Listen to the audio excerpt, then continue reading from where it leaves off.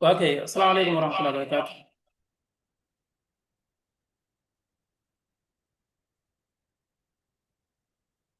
maa ngi leen di nuyu bu baax a baax a baax di leen ziar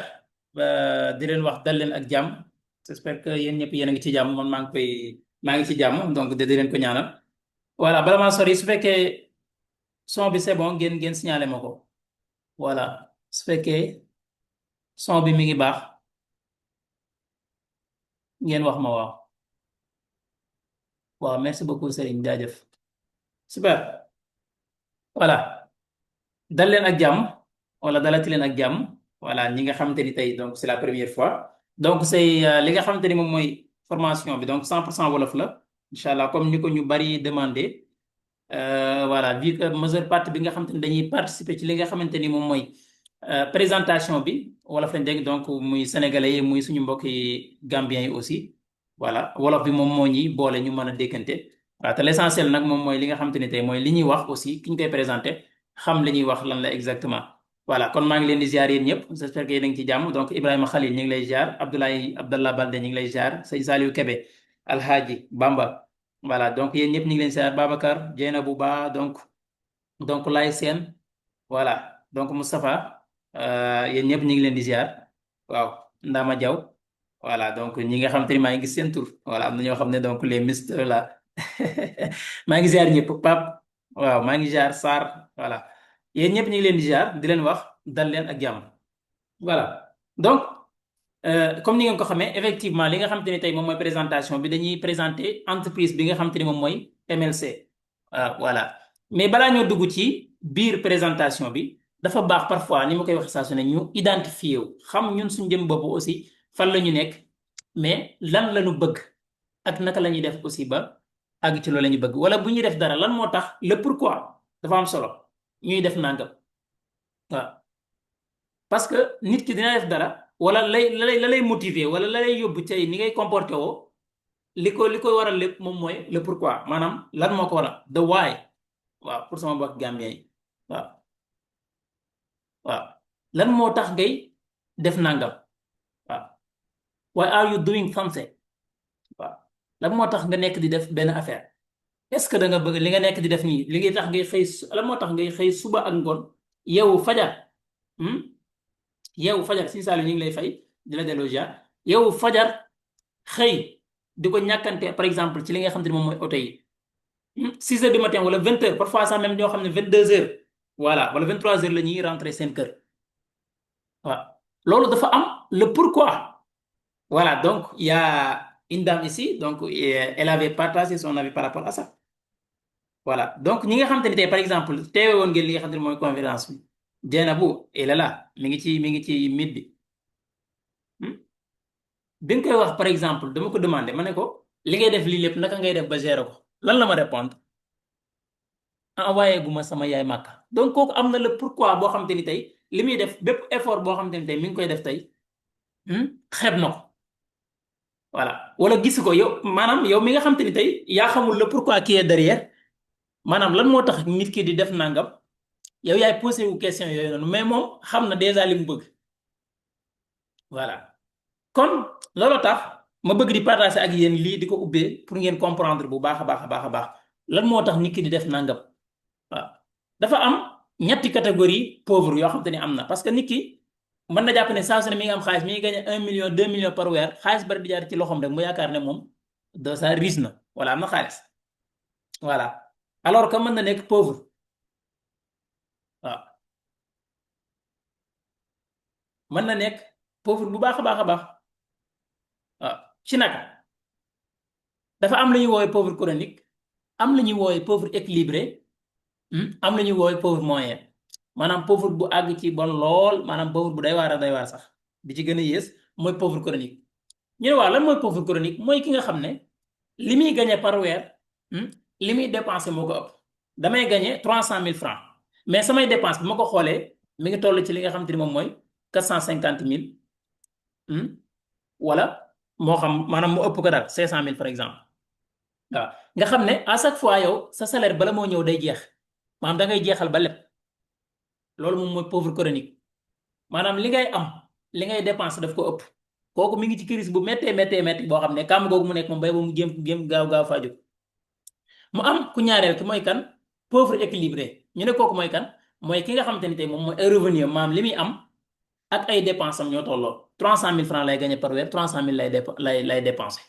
nga xam ne bu ñëwee da ci yem sec moom it balaa ñëw xam na fa mu jëm nga xam ne bu ñëwee itam balaa weer bee dee nga yàkkamti ko faire boobu mooy pauvre équilibré su fekkee niveau boobu nga toll. am na keneen ku ci topp muy pauvre moyen mooy kan mooy ki nga xamante ni tey ay revenu am maanaam li muy am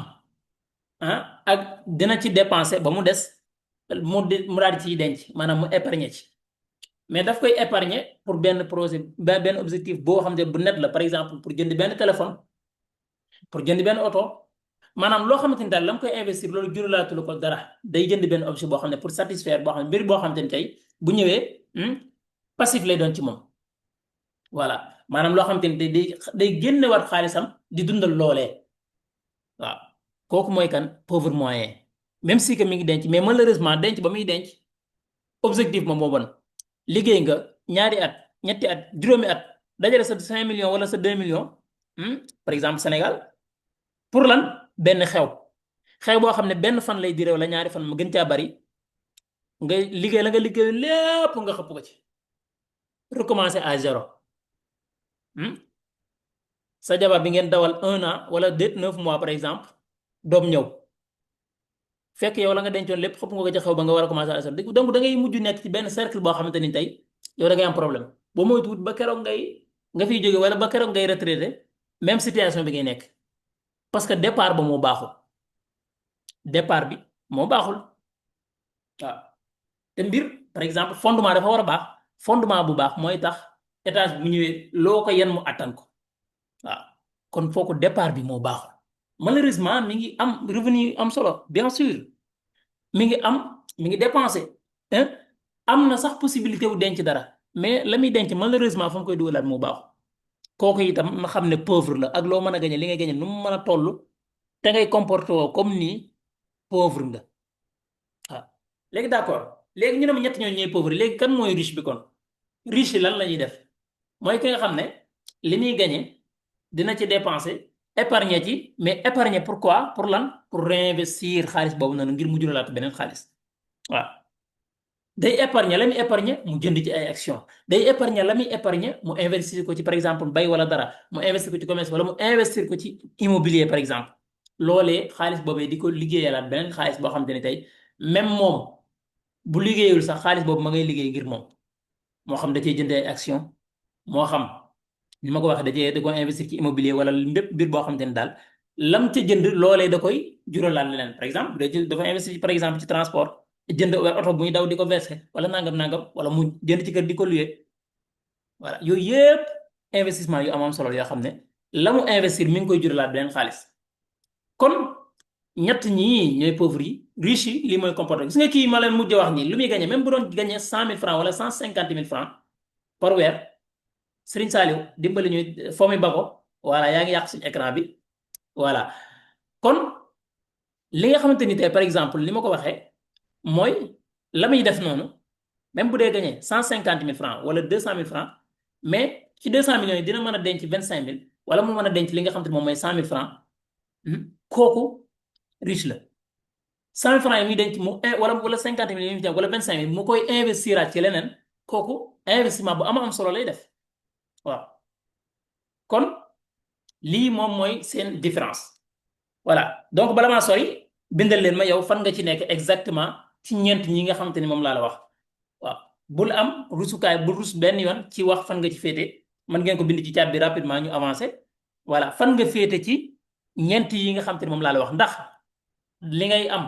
danga koy dépensé ba lépp ndax li ngay am moog li ngay dépensé ñoo tolloo wala li ngay am di nga ci épargner waaye malheureusement da ngay jënd benn iPhone parce que say morom dañoo yor iPhone te iPhone bi nga yor juralu la dara Mansour nee na riche jaajëf Mansour voilà jaajëf voilà Mansour nee na riche Sarr nee na pauvre moyen voilà Sarr donc yow li la dese bariwul jéngul tuuti rek voilà comme que am nga possibilité wu épargner moom waaw boo góorgóorloo tuuti li ngay épargner noonu da ngay xool fi baax a baax fi nga koy dugal voilà donc riche yi bari nañ fi Moustapha nee na riche Lay Sène nee na riche Bamba aussi nee na riche donc kon ñi ñëpp cela veut dire que ni ñoom ñi ngi am maanaam seen revenu yi moo supérieur li nga xam te moom mooy seen dépense ba am nañ possibilité wu li nga xam te ne moom mooy épargner mais non seulement ñi ngi investir foo xam te ne fa am solo loolu tàccul ma leen ñooñu bu baax a baax a baax ngeen bàyyi leen xel te xam leen ne bu baax a baax loolu yi ñi nga xam te ne tey moom la ñuy def mooy bu baax bi voilà nee na Serigne Saliou Kébé nee na maa ngi tàmbalee bokk ci riche yi macha allah loolu am na solo voilà merci beaucoup waaw kon looloo tax day baax aussi nit ki xam d'accord léegi da nga war a investir léegi nga xam pourquoi ngay investir aussi voilà pourquoi ngay investir waaw da nga war a xam lan moo tax ngay investir aussi la am solo la waaw le pourquoi waaw ginnaaw bi nga xamante ne tey par exemple ni ma ko waxee gars yi bari ci yéen ñi ngi niveau boobu noonu nit ki mën na xam le pourquoi muy investir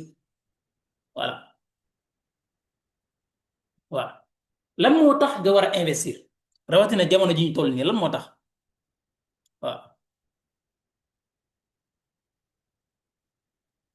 lan moo tax nga war a investir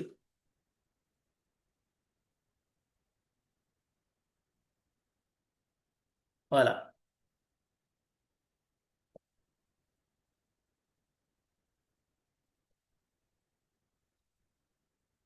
bokk na ci li tax nga war a investir jamono ji ñu toll nii mooy lan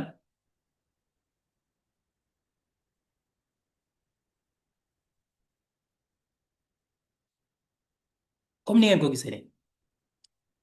li tax Samba wala Demba Bamba wala Sëñ Saali wala Moustapha wala Ablaye Sène wala Mansour war a investir lan moo tax nga war a investir effectivement wan lañ la lii tax par exemple wax nga ne nga yaa ngi investir bokk na ci li tax nga war a investir sa xaalis mooy inflation bu ñu waxee inflation mooy lan xaalis bi nga xam te tey da nga koo denc rek benn place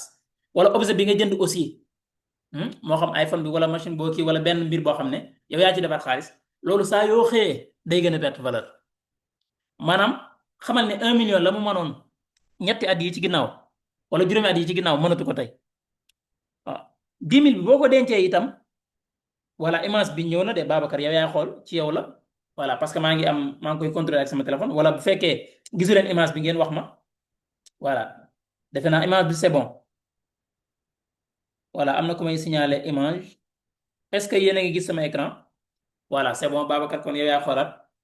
sa image jërëjëf sëñ Moaz voilà bokk na ci ni ma la ko waxee xaalis bi nga xam ne da nga ko rëkk banque wala nga denc ko fenn day perte valeur saa yu xëyee day gën a ñàkk valeur waaw au contraire xaalis bi nga xam ne da nga ko investir ci lu am solo par exemple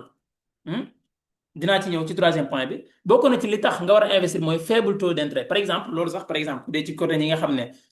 duñ nekkuñ ci l'islam bi wala yu mel mais l'islam taux d'intérêt sax même bëgg ko voilà maanaam banque yi bu njëkk liñ la daan proposé par exemple maanaam da nga leen daan abal xaalis ñu lay fay benn 3% wala nangam loolu saa yu xëyee aussi day gën a faible waaw wala doyul boobu waaw contrairement ak par exemple li tax nga war a investir sa xaalis tey mooy opportunité yi dañoo gën a bari opportunité yi dañoo bari lool lool bokk na ci immobilier ni ma ko waxee moo fi gën a yàgg te ba léegi day dox bokk na ci crypto lu bees la start bi aussi yàgg nañ fi muy entreprise bi soog a door rawatina aussi jamono bi mu nekk gën naa ubbeeku par exemple comme biñ leen di bëgg a présenter muy MLC muy ay entreprise yu soog a door nga xam nit ki mën na ko teel a découvrir xaalis ba mu cee dugal lu muy gën a dem lu entreprise bi di gën di màgg xaalisam di gën a jël valeur contrairement ak ki ko teg yóbbu banque wala ak ki nga xam ne da koo teg noonu denc ko noonu parce que lan daf ko bëgg a denc kase pour lan ay maanaam ragal a perte xaalisam wala yu ni mel kon lii tax nga war a investir bokk na ci li tax nga war a investir sa xaalis mooy autonomie financière maanaam nga bañ a dépendre rek ci benn seule source de revenu ni ma ko waxee sànq par exemple ngay dépendre ci sa salaire képp wala ak loo mën a def mais benn seule source de revenu nga am waaw cela veut dire que ni effort yi ngay def pour am nangam loolu yi ngay am soo demee mën a toog da ngay perte xaalis voilà bokk na ci li tax nga war a investir aussi liberté de choix maanaam nga am liberté wu tànn par exemple métier bi ngay def moo xam ne ngaa bëgg a jàngale moo xam ne nga bëgg a nekk médecin moo xam ne nga bëgg a nekk tailleur moo xam ne nga bëgg a bëgg da nga bëgg a nekk da nga bëgg a nekk lépp loo bëgg a nekk nga tànn ko tànnoo ko parce que amoo choix maanaam parce que xaalis ba ca nekk la déedéet mais sa bëgg-bëgg la voilà loolu bu fekkee nit ki mi ngi investir investissement am di ko jural daal dina ko permettre tey la mu nekk ci ak passion voilà parce que daf ko bëgg voilà donc loolu yi dafa nekk ay mbir yoo xam te ne tey moo lay permettre tey hmm, mun nga ni ñu koy waxee di nga mën a am choix wu xool li nga bëgg maanaam nga sa liggéey bi ngay def nga koy def ak passion voilà kon looloo tax entreprise bu mel ne bi nga xamante ni tey moom moo ñu fi dajale moo tax ñuy def présentation bi muy MLC comme ni ma leen ko waxee moo war ci ñëw entreprise bi nga xamante ni moom mooy MLC ni ma ko waxee bokk ci comme ni ma ko souligné léegi voilà mooy lan ni ma ko waxee léegi mooy lan ay startup opportunité la bu ñu waxee startup mooy lan entreprise buy soog a door te nekk ci mën na nekk ci domaine boo xamante ni tey domaine bi nga xamante ni tey ci lay évoluer domaine la boo xamante ni tey domaine bu mën a jur ay milliards yi milliards yi milliards yow chance ban nga am mooy da nga koo teel a découvrir maanaam da nga koo gis te ba muy xale voilà maanaam garab gi laataa muy sax ay ren ba bay meññ bay nangam nga ko teeloon a gis yow voilà booba nga ci defoon sa xaalis waaw maanaam xaaroo ba borom tool bi meññi lépp nga xam ne da koy ñàkk fi mu toll nii nga xam ne day naqaree dugg waaw yow fi ne ba ngay dugg ci tool bi fi mu ne maanaam tool bi ak mbooy la noonu nga xam ne tey da ngay dugg rek ku bëgg a wétt ñëw wétt wala ku ci bëgg am dara ñëw am ci dara foofu lañ toll loolu mooy startup waaw léegi ñi wax ak MLC bi nga xam te ni tey moom laa leen di présenté nii voilà xaaral ma partagé li nga xam te ni moom mooy sama écran ak document bi comme niñ leen ko waxee niñ leen ko annoncé woon di nga soxlaa xam lan mooy MLC mu nekk entreprise boo xam te ni tey entreprise russe la maanaam ñi ko moom ay russe lañ ci nekk ci bopp bi di Ivan Saltanov moom ngeen gis ni voilà di Ivan Saltanov voilà moom entreprise bi parce que day boo entreprise bi nga xam ne da nga ciy investir nga xam ku ko moom xam ci lan lay dox xam fan la nekk ak li domaine bi nga xam te ne tey ci la nekk lan la mën a jur ëllëg yooyu yëpp da nga ko war a xam waaw dama leen ko wax bu ñu waxee MLC nag lan lay teg boo déggee ñu ne MLC mooy My Life Control MLC di développer benn produit boo xam te ne tey produit li muy jariñ mooy daf lay permettre daf lay may wala ñi nga xam dañoo amee diabète dinaa ci ñëw léegi ñu mën a contrôler seen glycémie à travers benn technologie wala benn appareil boo xam te ne tey dañ koy connecté ak seen téléphone moo xam ki yor iPhone avec iOS wala par exemple ki nga xam ne dafa yor li nga xam ne moom mooy Android ñaar yëpp lay dox dinaa leen ko présenter léegi voilà léegi MLC moom yi noonu domaine bi nga xam te ne moom lay yëngu moom laa leen wax par exemple MLC yan opportunité yan avantage la am nit ki ci war a investir lan la ko mën a jural effectivement di nga laaj loolu en tant que investisseur waaw da nga ne fii moom bu ma ci dugalee sama xaalis lan moo tax aussi sax man ma war ci dugal sama xaalis soxla nga koo xam waaw domaine bi mu nekk nii aussi bu ma ci investir lan la ma mën a apporter ëllëg yooyu laa leen bëgg a leeral bu baax a baax a baax voilà kon entreprise bi nga xamante ni moom mooy MLC fii mu toll tembe nii dina ni ma ko waxee ñu ngi ko sos depuis 2022 donc déjà mi ngi ci 2 ans yu tegal wala 3 ans yi daanaka li ko tax mat bariwul ñi ngi toll ci li nga xam ne moom mooy ligne de production maanaam ñi ngi xool naka la ñuy def ba commencer produire ginnaaw bi ñu amee technologie ba noppi ñi ngi ci production appareil bi ngeen gis nii waaw waaw baleen ma waaw ñi ngi ci production wu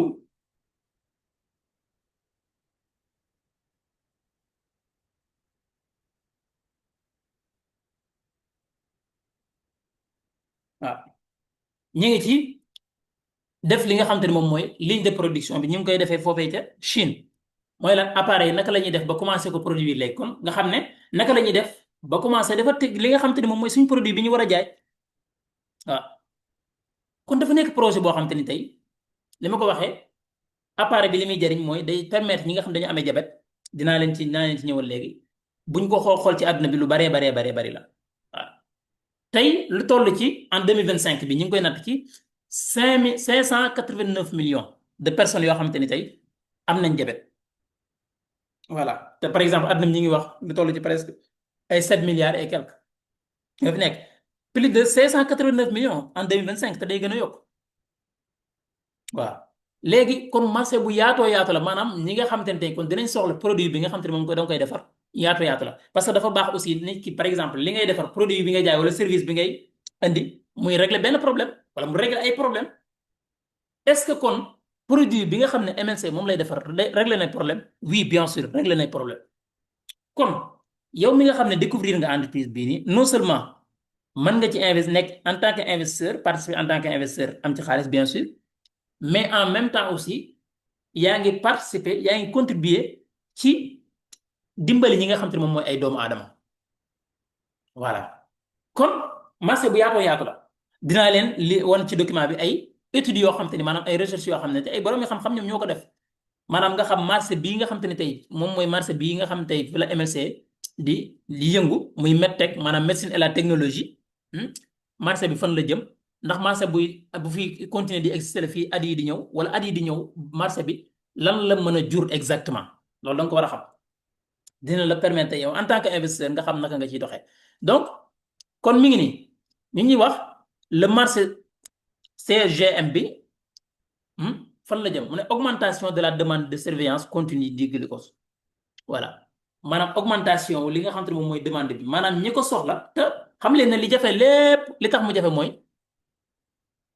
dafa néew ba pare ñi ko soxla bari or lu ko tax a seer mooy dafa jafe waaw lii itam c'est la même chose mooy marché mondial bi nga xam te ni tey mooy marché CGM bi muy produit bi nga xam te ne moom la ñuy defar plus de 589 millions de personnes yoo xam te ni tey maanaam sa produit boobu noonu soxla nañ ko imagine leen donc moo tax ñu ne le volume bi nga xam te ne moom mooy prévisionnel bi maanaam li ñuy xaar fii par exemple bi ñu ko xayma mi ngi toll ci 20 milliards de dollars fii ak 2030 20 milliards de dollars fii ak 2030 maanaam d'ici 5 ans par exemple waaw léegi marché boobu dynamique bi nga xam te ni moom la am léegi dafa am benn étude boo xam te ni tey ñi ñu woowee méga recherche ñoo ko def MSC ñoo sàkku ci ñoom ñu defal leen parce que seen xam-xam ci loolu la màcc mooy defal leen ay sondage defal leen ay étude gëstu boo xam te ci xam-xam lay tege ñu mën a xam entre 2025 ba 2045 wala 20 ans yi di ñëw ci kanam marché bi nga xam te ni maanaam produit bi nga xam te moom la MLC appareil bi nga xam ne moom lay fabriqué domaine bi mu nekk marché boobu fan la jëm 20 ans yi di ñëw parce que dañuy wax ne meilleure manière bi nga xam te ni moom mooy liñ koy waxeeti liñ koy waxee de prédire l'avenir c'est de le créer voilà maanaam am vision am gis-gis bu sori weesuwul nga xam 10 ans wala 20 ans yi di ñëw domaine boo xam te ni tey day gën a yokk demande bi day gën a yokk cela veut dire que ni kon opportunité bu rëy la pour ki nga xam te ni tey da koy soog a découvrir donc loolu mën nañ ci wax ay yu bëree bëri Apple est-ce que fi mu toll nii 20 ans ci ginnaaw fa la tolloon non est-ce que ku ñu waxoon tey par exemple suñu maam yi wala suñu kii yi ku leen yeewoon tey ne leen tey nit ki mën na toll fa toog fa gën a sori ca penku am nit ku toog fa gën a sori fa ca sowu ñoom ñaar ñuy waxtaan di gisante dañ naan la déedéet loolu mënul nekk mën naa ne loolu sax dafa sori ñun ñi rek par exemple tey bu njëkk maanaam ay at ci ginnaaw bi ñu gën a nekk xale kër gi benn téléphone moo fi daan am benn téléphone fixe nga xam ne même nit sax bu daan woote ci koñ bi maanaam bu nit ki wootee danaan la diw laa soxla nga këpp téléphone bi teg noonu nga xam ne boo ko tegee day coupé nga dem woowi diw moom mu ñëw wuy téléphone nga xam ne koñ bi yëpp ba muy tuuti ci kër gi la ñuy wuyee téléphone dund ngeen ko wala dund leen ko bien sûr am nañu ko gis ci yéen mais léegi ñooñu xool ana jamono tey fan la toll kenn ku ne yor ci sa benn nanga boo xam ne tey ni ma ko waxee waxatuma la déggante nii mais par exemple gisante ngeen def di waxtaan waaw ba ci téléchanterie yi nga xam ne tey par exemple 75 francs par unité maanaam une minute bu nekk fukk ak juróom la woon nga doon fay loolu lépp jaar na fi mais tey par exemple bi ñuy toll jamono boobu noonu tey ku leen doon wax ne la jamono dina agsi fi mën nga ko bañ a gëm donc kon vision yu mel noonu opportunité yu mel noonu lañ ñëw tegal ko nit ki nga xam tey ñi ngi koy defal présentation bi mu xam exactement li ñu lay présenté fan la jëm aussi non seulement mbir la boo xam ne day dimbali ay nit doomu aadama parce que ci wàllu jabet bi nga xam te nit ñi ñoo ko amee ku ko amul am nga ku la jege ku ko am te ni ma ko waxee mbir la boo xam ne day gën a yokk malheureusement parce que lekk yi baaxul ak ainsi de suite yeneen ak yeneen. Mais au lieu kon yow nit ki ngay des nekk benn simple consommateur pourquoi pas boo amee benn opportunité boo xam ne entreprise bu mel noonu mën nga ci nekk actionnaire maanaam bokk ci ñi nga xam ne ñooy contribuer ci entreprise boobu noonu lu mu am bénéfice ëllëg nga gis ci sa bopp lan moo tax nit ki maanaam est-ce que nit ki dina bañ loolu yaakaaruma ko kon dans les 20 ans à venir par exemple ñaar fukki at ci fii ak 2045 marché boobu noonu dañ koy def par maanaam par àdduna bi dañuy xool par exemple Dubaï fan la marché boobu jëm Afrique fan la marché boobu jëm Europe fan la marché boobu jëm ñu ngi ñuy wax ne marché bi nga xam te ne moom mooy marché boobu noonu yi buñ ko xoolee fi nga xam te ne moom mooy Dubaï maanaam Émirats unis wala les Émirats arabes fan la marché boobu jëm prévision dynamique du marché fan la par exemple entre 2024 gis nga ko nii voilà gis ngeen croissance bi li ko dalee 35 ba 3587 moo tax ñuy wax fii mu ne au cours de la période de prévision donc marché wu bi nga xam te moom Émirats arabes maanaam zone boobu kese laa wax de waaw maanaam croissance bi foofu dina dem ba 25% par at 25% par at d'ici 2045 voilà maanaam dina multiplier wu plus de 102 fois voilà maanaam dina àgg ci plus de 35 millions dina jógee ci 35 millions bokk 35 millions laa wax de dem 3587,1 millions de dollars waxuma ay CFA ci Émirats arabes kese maanaam Dubaï képp marché bii nga xam te ne moom laa leen présenté muy domaine bi nga xam ne fi la MLC nekk parce que bien sûr maanaam juridiquement bokk na ci pays yi nga xam ne fa lañ ko enregistré maanaam fa lañ nekk siège ba fa la nekk muy Dubaï googu noonu yooyu yëpp dinaa ci ñëw soit stratégique yooyu nga xam te ne MLC def nañ gis war naa leen léegi ne leen usine de production bi nga xam ne moom leen di présenté nii mi ngi Chine voilà donc loolu moom mooy marché wu Dubaï bi léegi marché boobu yi noonu aussi fan la jëm bu ñu xoolee Moyen-Orient bi ak fi nga xam te ne moom mooy en Afrique muy fi ñu nekk ñun marché wu Afrique bi fii ak ñaar fukki at yi loolu fan la jëm waaw ñu ngi ñuy wax ne dina jógee ci li nga xam ne kiite li nga xam ne mooy 2,7 maanaam plus de 248,7 dem ba àgg ci li nga xam te ni mooy 186,8 wala 15,413 prévision bi maanaam fi mu toll nii ak prévision yi nga xam te ne moom lañ joxe voilà kon dina dem ci ba toll ci li nga xam te ne moom mooy 15,413,5 par exemple comme ni ngeen ko gisee ni ñi nga xam ne diabète dina leen toucher par exemple mu ne ñi nga xam te ne ñoom ñooy personnes âgées yi ñi nga xam ne ñoo nekk ay mag plus de 28% xale yi dina dem ba àgg ci 35% gis ngeen lii xam nga lii moom moo gën a doy waar 37% ñi nga xam te ñoom ñooy adultes yi mooy ñi nga xam ne waxambaane yeeg ñeneen ñi nga xam ne dañoo digg doomu du ñu ay mag lool mais duñu ay xale waaw léegi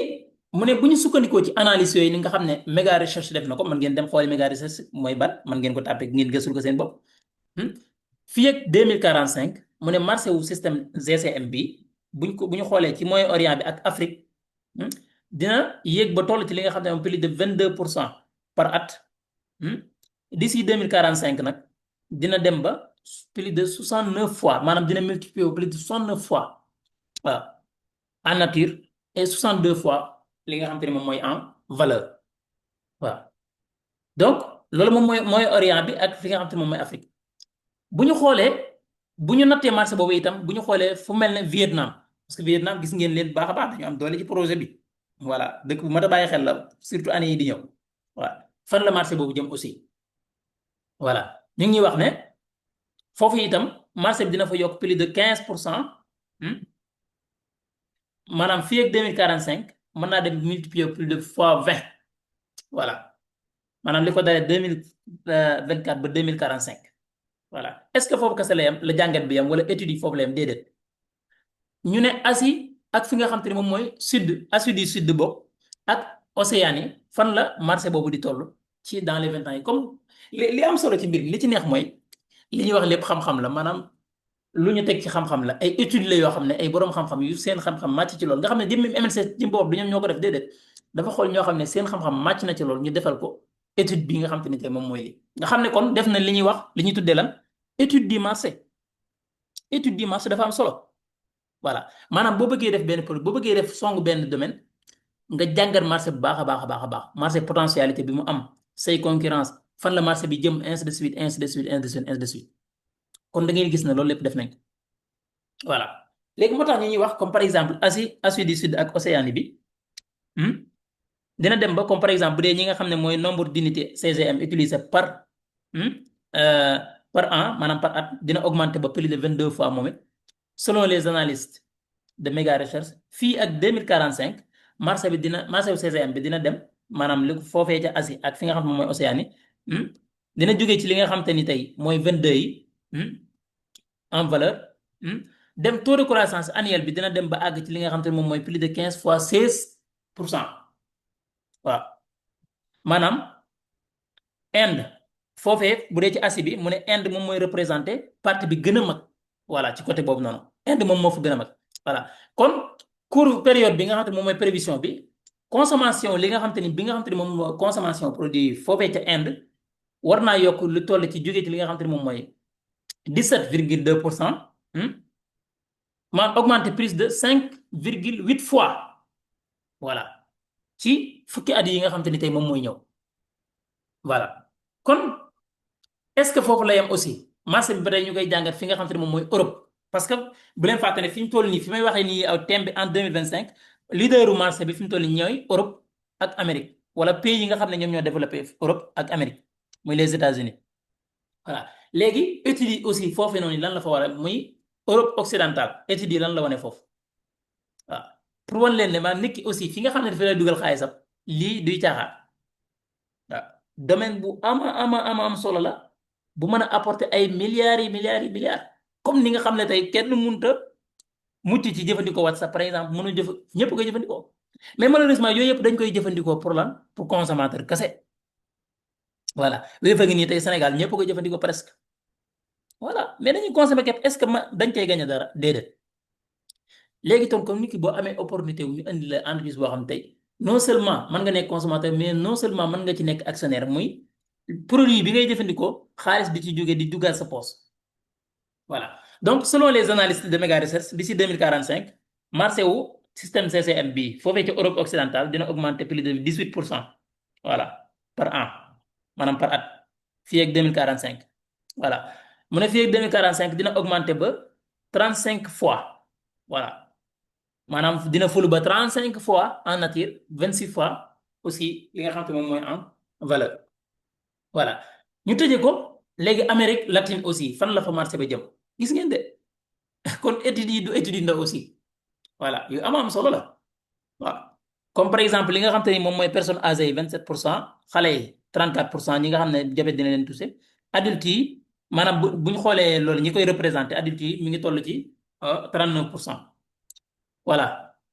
léegi Amérique latine boobu muy booli Brésil ak Argentine xeet boobu mu ne le nombre d'unités bi nga xam te ne moom moo xam par exemple muy CGM consommé par at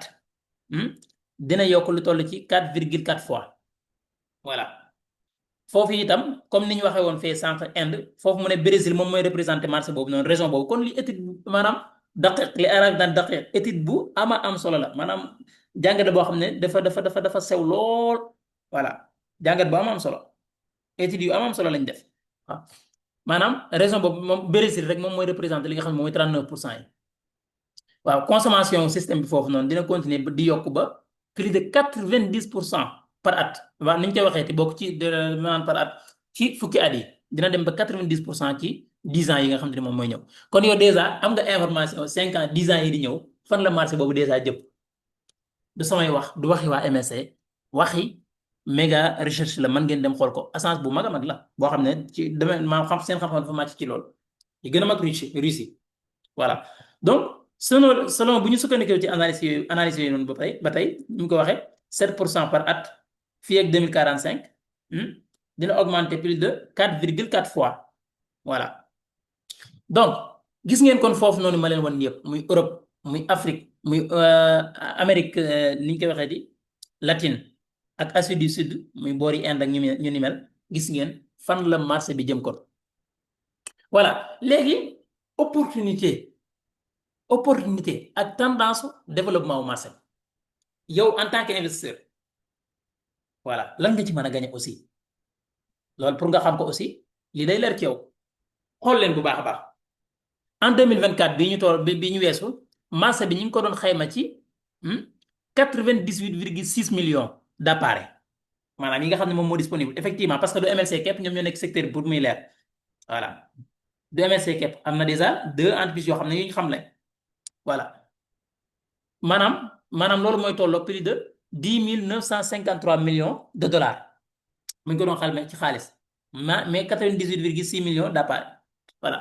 mais mu ne niveau actuel maanaam fi ñu toll nii maanaam niveau des ventes fi ñu toll nii le taux de disponibilité bi nga xamante ne moom mooy maanaam marché wu GCM bi appareil disponibilité bi maanaam jàppandi gi mu jàppandi mu ne pour ñi nga xam ne ñoom ñoo amee jabet pour ñooñu maanaam bu ñu ko doon xayma 0,5% nga xam ne matul sax 1% maanaam ñëpp jotee guñ ci kon matul sax 1% cela veut dire que ni kon tey par exemple pour ma jox leen exemple bu gën a leer mooy su fekkoon damaa yor tey 10 iPhone 100 personnes bëgg ko 10 iPhone 100 personnes bëgg ko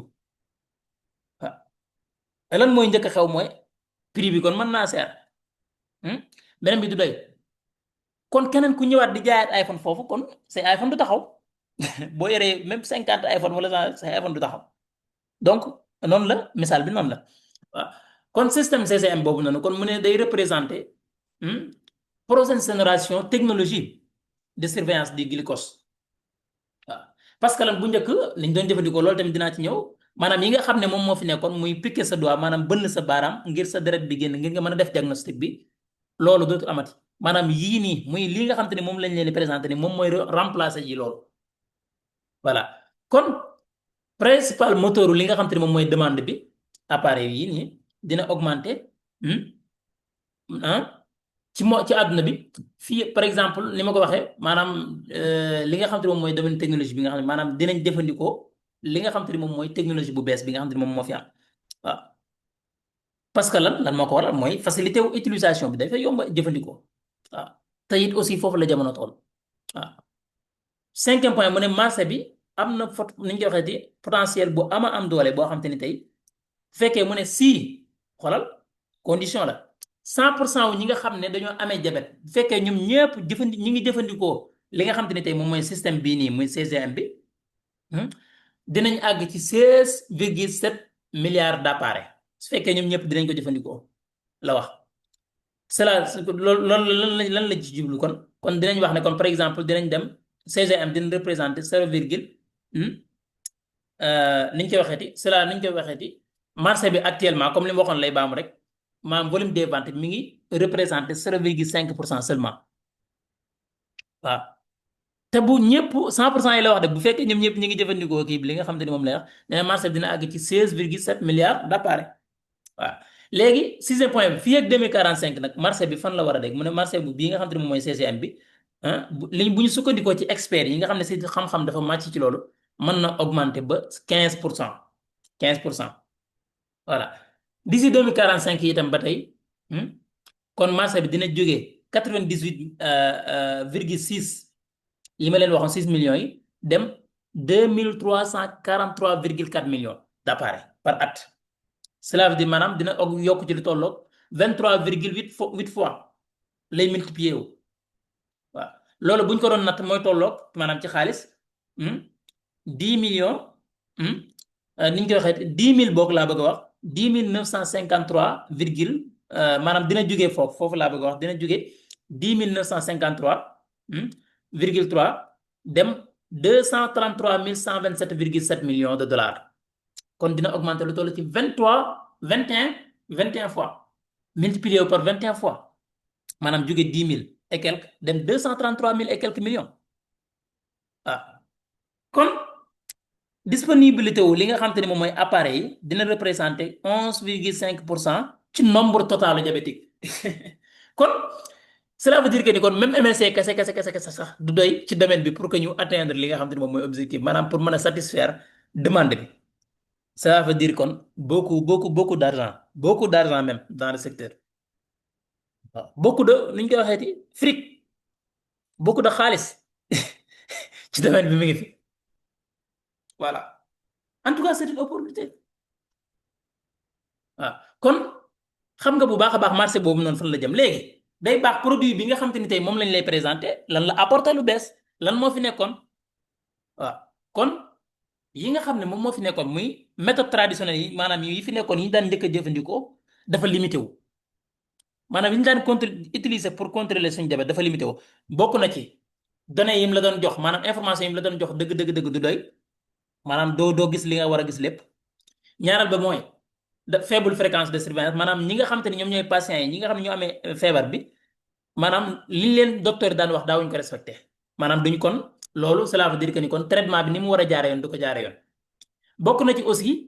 facteur humain bi maanaam dépendance su contrôle manuel bi maanaam li nga xam te ni tey faaw nit ki ñëw defal la ko nga dem hôpital docteur bi gis la defal la nangam nangam loolu itam problème la woon ah ñaareel itam douleur bi maanaam bënn sa baaraam ni wax dëgg yàlla daa xaw a metti nag di génne sa deret daa metti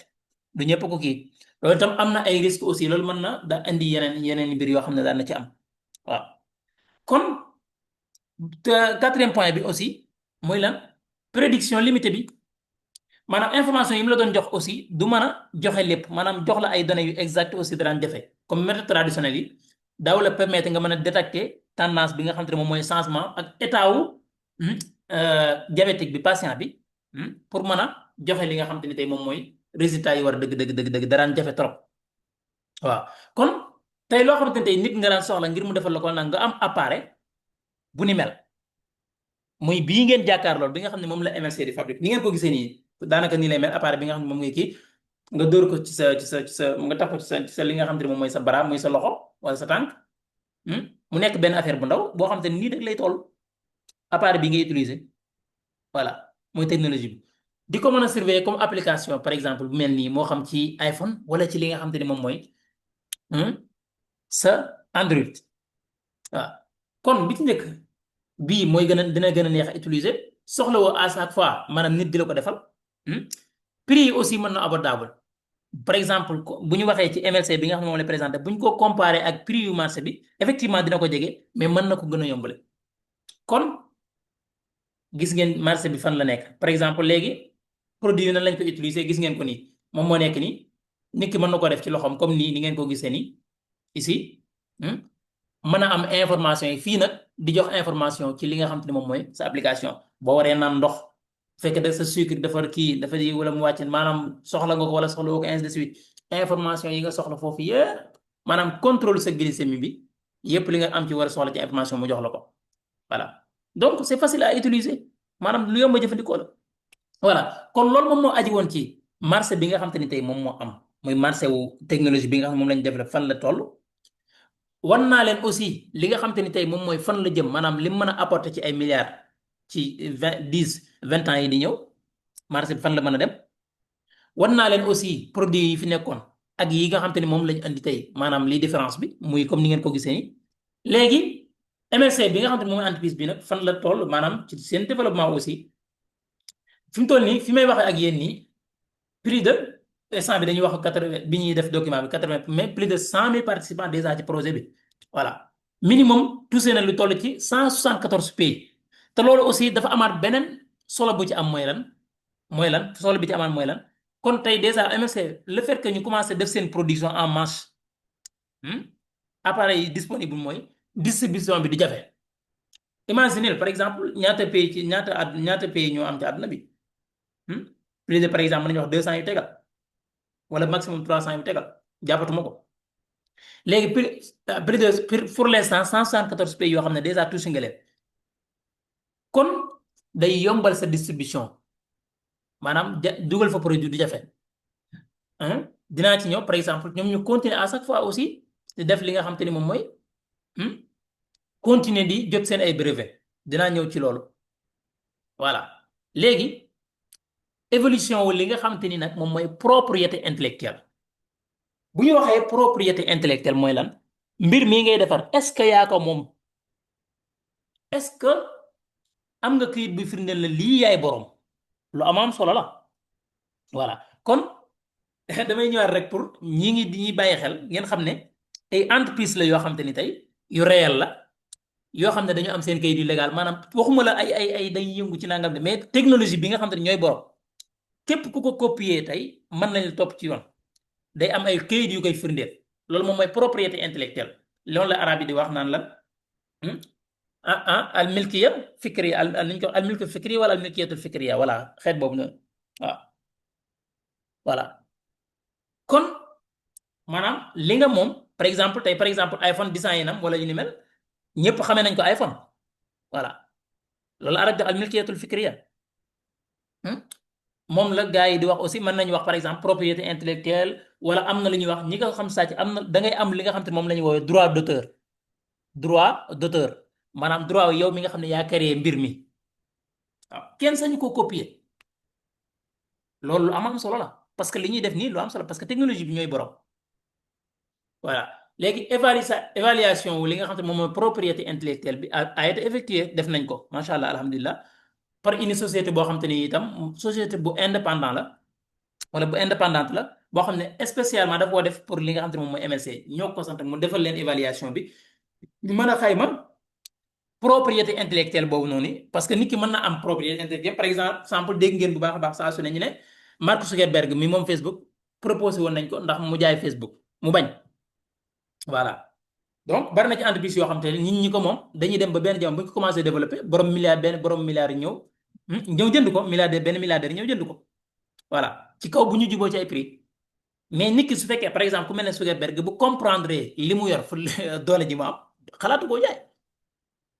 ana tey Facebook lan la ci doole WhatsApp ba ngi fii Instagram yëpp mooy borom mu jënd Instagram yooyu yëpp maanaam boole ko ci bu mënee jënd tey mu indi Meta ainsi de suite nga xam ne tey dañ koy xayma ci ay milliards yi milliards yi milliards bu ko jaayoon tey fi ne xalaas kon léegi ngir nga mën a jaay yu mel noonu itam faaw nga am lii ñuy woowee propriété intellectuelle ngir mën a def loolu léegi nag propriété intellectuelle boobu lay wax ne xayma nañ ko def nañ xayma bi évaluation bi kon ko MLC détient bokk mi ngi amee na droit ak droit de clé li nga xam te ne moom mooy technologie am kon dafa am droit bu baax a baax muy lii tudd CGM Fly mu ne rawatina tak technologie bi nga xam mooy breveté yi maanaam à chaque fois ñuy continuer di déposer ay brevet ci ay dëkk yu nekk ci àdduna bi mu ne ay demande d'enregistrement aussi de brevets internationaux def nañ ko déposé nañ par exemple lu toll ci 59 autres pays yoo xam te ne tey déposé nañ ko fa ay brevet voilà valeur commerciale bi nag ñu ngi koy natt ci lu tolloog 108 millions de dollars pour l'instant nga xam ne mën nay gën a yokk aussi mën nay gën a jël valeur ni ma leen ko waxee Facebook ak nam nañ ko nattoon ci ay fukki at ci ginnaaw ak tey bokkul gën naa seer propriété intellectuelle mën nañu demaat ba jëmi jamono ñu defaat évaluation bi ne ñu ngi koy xayma ci nangam milliards wala ñu ngi koy xayma ci 500 millions wala nangam pour l'instant ñu ngi ko xayma ci 108 millions de dollars voilà voilà donc potentiel li nga xamante ni moom mooy mise à jour bi maanaam à chaque fois ngay am ay licence ak partenaire stratégique yoo xamante ne di nga mën a lëkkaloo ak ñoom waaw concurrence bi aussi donc les solutions brevetées donc exclues donc la copie directe de la technologie bokk na ci kon li nga xamante ni tey moom mooy propriété intellectuelle bi li mu lay jariñ mooy brevet yi nga xamante ni moom ngay am dina la permettre tey kenn du mën a copier sa technologie sàcc ko loolu la arab yi di wax al intixaal voilà jànkat yi xam nañ ko xam na wala mooy li ma wax léegi rek maanaam sàcc nangam voilà maanaam nga copier yëf mbir copie coller soppiwoo ci dara loolu sàcc la waaw kon propriété intellectuelle bi moom mooy baasu li nga xam te ne moom mooy capitalisation wu durabilité wu projet MLC bi nii ci diir bu yàgg kon lu am solo la kon information yi ngeen soxla loolu lépp ci ko kon MLC xam ngeen ko moom Ivan Saltonov moo ko créé wala mooy CEO bi ak am nañu ko séq fondateur yi xam ngeen lu muy tekk My Life Control xam ngeen fi mu nekk fi ñu ko enregistré Dubaï Grande-Bretagne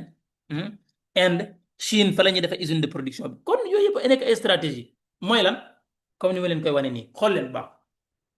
lii ay stratégie la yoo xam te ne tey entreprise daf ko teg est-ce que yéen a ngi may dégg bu baax ba léegi voilà def leen ma si c'est bon yéen a ngi may dégg bu baax d'accord merci beaucoup maam Lamp Silla voilà kon foofu yi nga xam ne moom mooy Émirats Unis technologie bi limited bi nekk Hong Kong ak Shenzhen boo si foofu la ni ñu koy waxeeti Grande-Bretagne aussi ak Inde maanaam lan ngeen gis par exemple enregistrement liñ ko enregistré ci juridiction yi bokkul structure juridique bi moom moo nekk ni li tax ñu defee ko noonu mooy lan ay choix stratégique la par exemple lan moo tax fu mel ne Chine ñu choisir ko comme usine de production main d'œuvre ba ma nga fa maanaam loo soxla ci loo bëgg a produire chinois yi mën lañ la ko defaral ci diir bu gàtt sans mu taxaw liggéey rek la ñuy def aussi peut-être fa la gën a yombee par exemple Europe souvent ci yu mel noonu taxes yeeg maanaam yi ñu lay teg day metti maanaam pour nga juddoo fa nekk entreprise bu ndaw ba màgg ba toll ni nga war a toll day jafe par exemple boo xoolee boo ko doon def comparaison par exemple fu mel ne États-Unis wala yenn kii yi da ngay gis ne ñooñ toujours ñooy dominer li nga xam ne moom mooy àdduna bi parce que dañuy jàppale secteur yu mel noonu maanaam start bi dañ leen di jàppale bu baax a baax a baax voilà mooy seen entreprise yu mag yi ngeen gis par exemple Huawei fi mu ne duñ ko jël par exemple comme kii sa benn entreprise privée mais day mel ne patrimoine national la voilà la même chose aussi lay Amérique di def ak yenn entreprise yu mag yi seen patrimoine lay doon voilà donc fu mel ne par exemple Dubaï par exemple entrepreneur yu bari wala gis nga entreprise yu bari léegi foofu la ñu wutali voilà stabilité ba politique bi par exemple parce que amul ay grève nangam di yàqal la dara ak yeneen dëkku entrepreneur la beaucoup d'opportunités là-bas donc kon yooyu yëpp ay choix la yoo xam ne ay choix stratégique la voilà nga xam ne enregistré woo ko ci benn dëkk wala mu nekk benn kii nga xam ne léeg-léeg parfois pour même parfois géopolitique bi touché la direct mën naa jafe voilà te loolu tamit dafa lay permettre tey ëllëg mën nga bañ a am problème bu jaay sa produit fépp ci àdduna bi voilà donc yooyu ay mbir la yoo xam ne du ma gën a dugg ci détail technique yi mais pour ngeen comprendre rek tuuti lan moo waral choix yi ni mel léegi calendrier wu projet bi wala li nga xam ne moom fedru donc yi xam naa du ma ci xuus lool def naa expliqué woon nañ leen ko muy fan lañ jëm par exemple li ñu leen ko waxee ci li nga xam te ni moom mooy 2025 bii nii ñu ngi bëgg a produire lu toll ci 10 000 capteurs voilà pour commencer comme essai ay prototype fii ak 2026 ñu bëgg a produire lu toll ci 1 million de capteurs gis ngeen li nga xam te ne moom mooy doxin bi voilà parce que bu ngeen xoolee par exemple yii da ngeen gis ne bu baax a baax gis nga mi ngi nii à partir de 90 jours début de la production du lot de test bi 10 000 pièces voilà ci fii ak fin 2025 gis ngeen bu yàggul ñu demoon visiter li nga xam te ne moom mooy usine de production bi en Chine ak ay représentants nationaux yoo xam te ne bàyyi ko nañu Afrique ak feneen ci àdduna bi dem fa voilà donc léegi entreprise bi offre d'investissement voilà avantage yi nga xam te ni tey mooy investissement wala investir ci MLC am na ko investir leen ci li nga xam te ni moom mooy benn production bi nga xam te ni moom laa leen wax technologie bu am solo nit ki aussi man cee gagné ay source de ay revenu waaw yoo xamante ni tey day bàyyi ko ci activité wu entreprise bi économique direct voilà maanaam en tant que investisseur sans ngay def beneen effort maanaam li entreprise bi nga xam ne moom la war a jur ci ay bénéfice moo xam dans 5 ans 10 ans peu importe nga ciy gis sa bopp yow léegi avantage d'investissement yi bi ci njëkk mooy modèle d'affaires transparent maanaam dëggu ji daf ci am solo lu leer nañ ne midi demande stable sur le marché loolu war naa leen ko loolu moom gis ngeen mu nekk marché boo xam ne bu ngeen xoolee fukki at yi juróomi at yi di ñëw fukki at yi ñëw 20 ans yi di ñëw marché la boo xam ne du marché buy deltu ginnaaw mais buy jëm kaw la jëm kanam lay doon parce que demande bi mooy gën a yokk à chaque fois te da ngeen gis bu baax a baax ne demande bi moom moo supérieur offre bi donc c'est la loi d'offre et la demande voilà revenu régulier provenant des activités économiques aussi loolu bu ñu ko waxee mën nañu souligner lu mel ne dividende par exemple voilà maanaam bénéfice yi nga xam ne entreprise bi ñu koy réaliser à chaque fois ki nga xam ne moom mooy investir di ci gis boppam voilà bokk na ci aussi suivi ak participation dans le développement du projet loolu ci côté programme partenariat bi la voilà kon mën nga ci gagner xaalis ci ay façons yu bari mooy lan en tant que investisseur muy say action yi nga xam ne part yi nga xam ne da nga ko jënd day jël valeur boobu moo ci njëkk revenu régulier yoo xam ne mën nga ko am ci activité wu yi nga xam ne moom la entreprise bi di def di ci gagner xaalis yow nga ci gis sa bopp muy ci par exemple lu mel ne dividende moo xam ne da nga koy jot chaque année mu bàyyi ko ci entreprise bi bokk na ci aussi programme partenariat bi nga xam ne moom instant bii nii may wax ak yow nit ki mën na ci commencer gis boppam ça dépend ci li nga xam ne noonu lay doxalee ci programme boobu noonu amul limite lim ci mën a gagner aussi voilà kon yii yëpp ay opportunité wu wala ay avantage ay njëriñ la yoo xam ne nit ki intégré li nga xam ne mooy projet wu MLC nit ki dina ko am léegi lan la investisseur bi di jot waaw wala entreprise nan la tëralee programme am ci côté boobu noonu entreprise bi dafa prévoir jusqu'à 50% au part investissement bi mu teg ko ci marché maanaam 50% yi ubbil na ko investisseurs yi moom mu garder yenn 50% yi voilà kon première ligne de production bi nga xam te ne moom laa leen présenté nii 50% yi ñi nga xam te ne moom lañ teg nañ ko ci table ji muy man muy keneen ak keneen man ci am ay part voilà kon njëkkante la voilà léegi 50% yooyu aussi ñuy wax ne ba tey jusqu'à 50% ci revenu yi nga xam ne moom la entreprise bi am par exemple entreprise bu réalisé woon tey benn 100 millions 50 millions yi ci investisseurs yi la jëm voilà maanaam 50% au bénéfice yi aussi day delluwaat ci ñi nga xam ne moom mooy investisseurs yi ñu koy séddale en terme de dividende aussi voilà boo déggee dividende pour ñu ko xamul mooy bénéfice yi nga xam ne entreprise bi ñu koy réaliser ñu ciy jël ginnaaw bu ñu génnee dépensé ak yëpp nangam benn partie yu bénéfice boobu noonu ñu koy joxaat ñi nga xam ne ay actionnaire lañ ci entreprise bi léegi nag loolu entreprise bu nekk ak ñi nga xam te ne moom la koy doxalee mën na nekk 3 mois chaque 3 mois mën na nekk presque chaque 6 mois mën na nekk itam at mu jot ça dépend voilà bokk na ci li investisseur bi mën a am fi aussi mooy condition d' investissement yu intéressante yoo xam te ne am na ko muy ay avantages mooy escompte bi boo déggee escompte bi muy prix bi nga xam ne moom nga ko mën a amee ni à chaque fois day gën a jël valeur maanaam étape bu ñu jàll escompte bi day gën a seer par exemple loo jënd woon tey ñaar dërëm suba mën nga ko jënde juróom boo ko jëndee juróom mën na koo jënde fukki dërëm tey maanaam day gën a yokk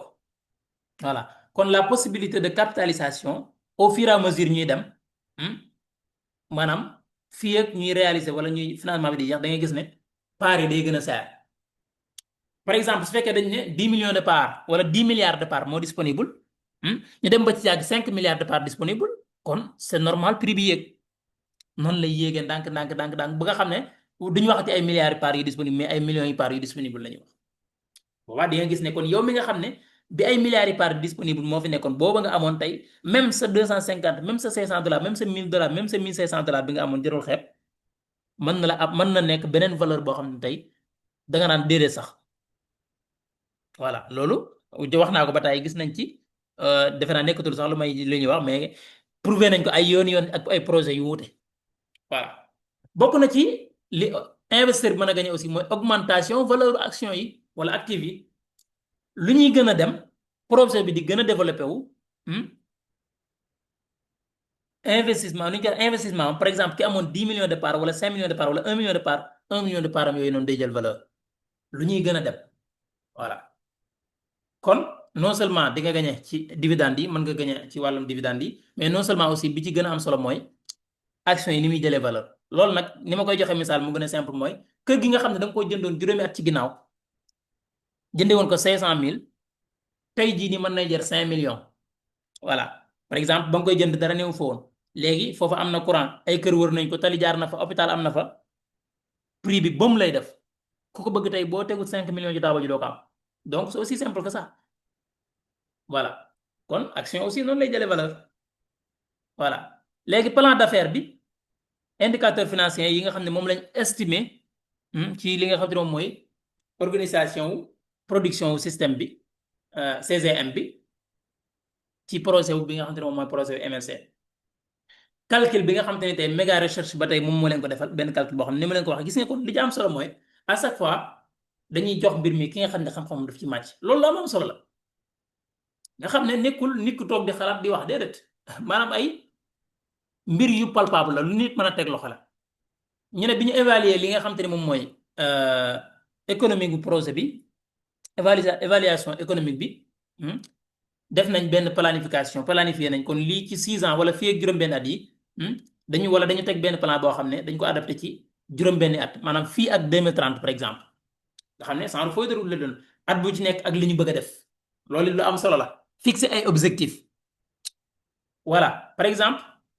système de surveillance muy CGM bi unité de mesure bi par exemple 2025 bi nga xam ne fi lañ toll maa ngi leen koy junj léegi lot de test plus de 10 000 capteurs 2026 2026 ñu jógee ci 10 000 dem 1 million 2027 ñu jógee 1 million dem 10 millions gis nga kon fois 10 multiplier ko parce que looy gën a dem di nga gën a voilà ça à chaque fois ngay gën a yokk sa production 2028 jógee 10 millions dem 20 millions 2029 jugee li nga xam te ne moom mooy 20 millions dem 30 millions fii ak 2040 nga xam ne dinañ àgg ci production maanaam appareil 40 millions yoo xam ne dinañ ko mën a produire ci àdduna objectif yoo am solo voilà yoo xam te ni tey 2025 bi kon yow mi nga xam ne tey yaa ngi may déglu nga découvrir fii projet bi xamal ne yaa ngi gis opportunité bu leer la bu réeree sa loxo est-ce que da nga koy saisir wala da nga koy bàyyi mu dem voilà c'est à vous de voir ça voilà donc revenu actualisé aussi maanaam valeur nette wala ni ñu koy waxee valeur actuelle nette en anglais moom la ñuy wax net present value voilà net present value maanaam abréviation la boo xam dañ ko def généralement mooy VAN voilà VAN nu ngeen ko mën a lire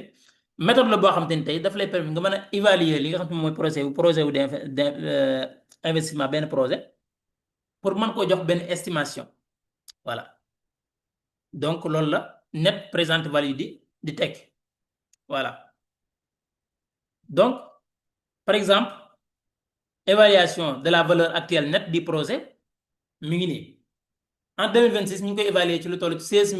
747 2027 271 223 kon mu topp ko noonu fii ba 2030 mu war a ñu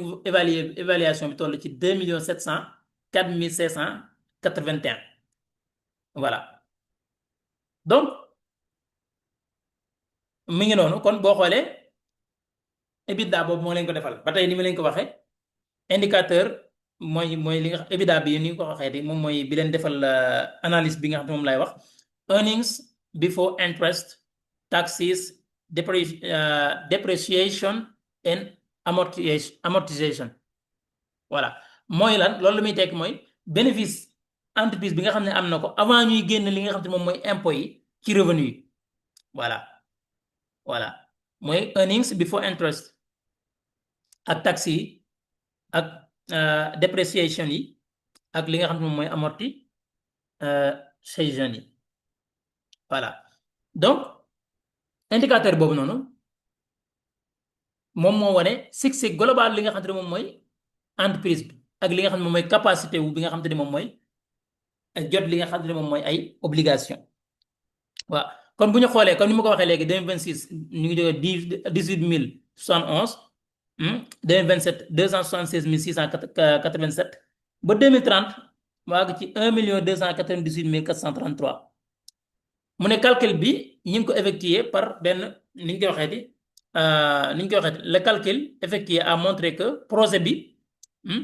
dina rentable ci deuxième année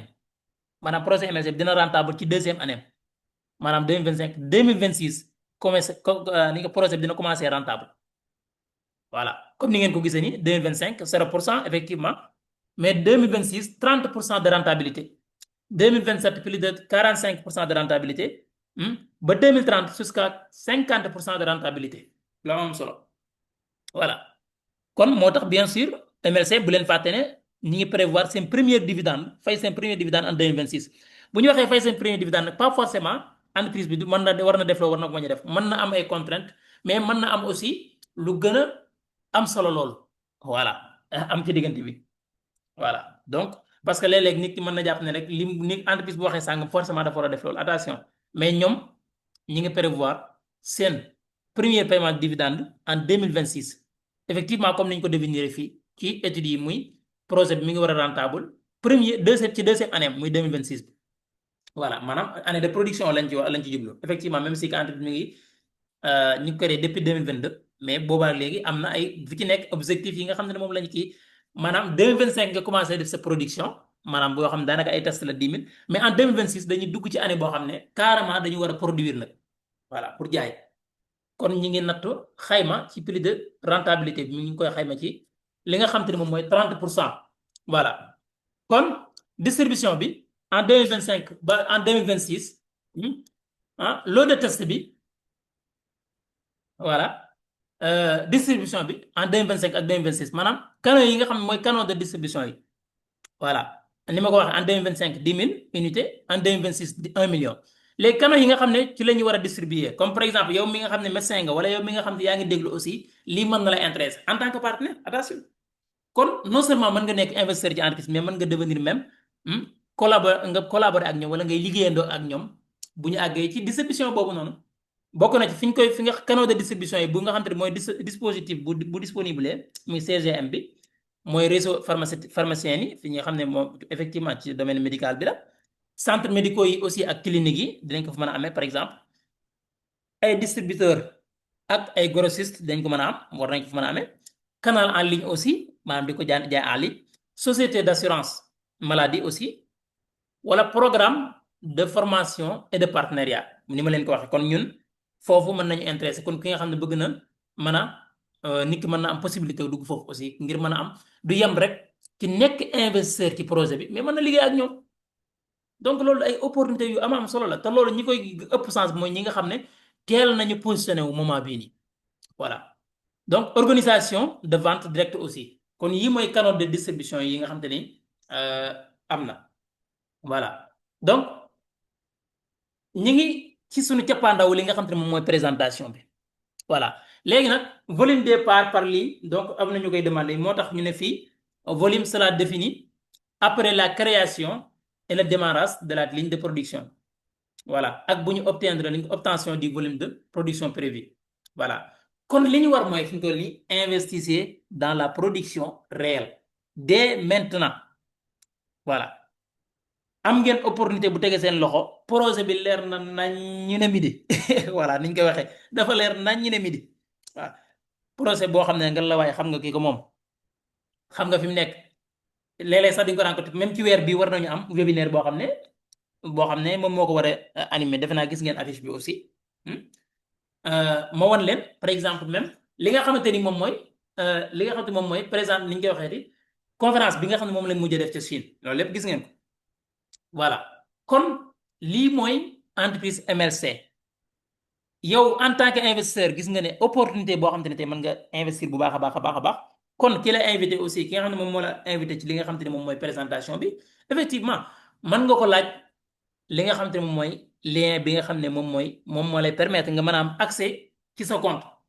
voilà c'est simple foo mën a nekk ci àdduna bi wala foo mën a nekk ci Sénégal am nga possibilité wu li nga xam mooy investir ci wala am ci ay part da ngay ubbi sa compte comme ni nga amee sa compte Facebook comme ni nga amee sa compte bancaire sa propre compte lay doon nga identifié wu maanaam nga def sa vérification mën a commencé activer sa pack xool pack yi nga xam te ne tey boo ci bëgg nga mën ko activer xam leen aussi am na groupe WhatsApp boo xam ne ñu ngi leen di permettre ñu ngi leen di accompagner ñu ngi leen di leeral à chaque fois di répondre aussi seen ay questions voilà kon loolu moom moo nekkoon présentation bi après dinañ leen jox kàddu gi bu ko defee bu ngeen amee ay questions yu ngeen war a yu ngeen posé yu ngeen laaj ngeen mën ko laaj lu ci leerul aussi mën ngeen ko laajaat ngir ñu gën leen ko leeral ku ci am contribution aussi loo ciy dolli ci opportunité bu am solo bi nga xam ne présenté nañ leen ko mën nga ko ci dolli incha allah rabbi kon ñu ngi leen di jaajëfalaat bu baax a baax a baax a baax di ñëw ngir taataan seen ay question incha allah.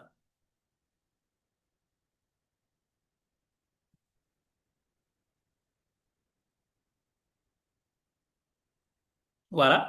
li ma leen ko waxoon par exemple balaa ñoo sori balaa maa ñëw mën ngeen xool vidéo bii nii ni ma leen ko waxee usine de production bi ca Chine voilà donc parce que itam yi ñuy wax yëpp yu palpable la voilà donc gis ngeen suñu frères africains yi ñu nga fa woon mën ngeen seetaan vidéo bi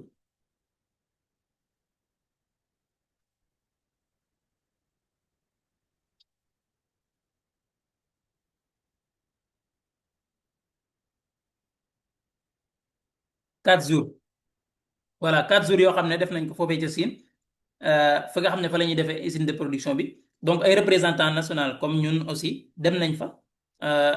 participer ci voilà son bi xam naa mi ngi wax xam naa dafa ci mais taxu koo kii musique la nii rek pour wane événement bi ni mu meloon voilà.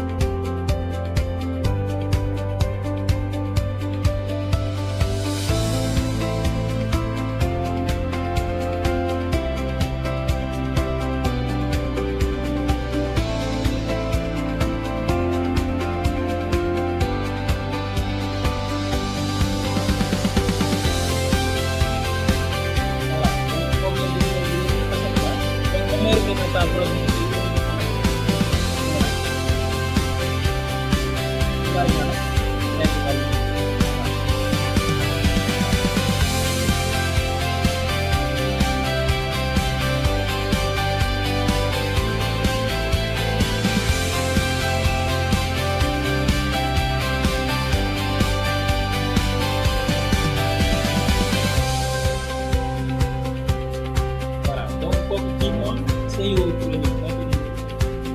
voilà gis ngeen kii mooy Albert Ba aussi mën nañ ko ci suñu projet donc voilà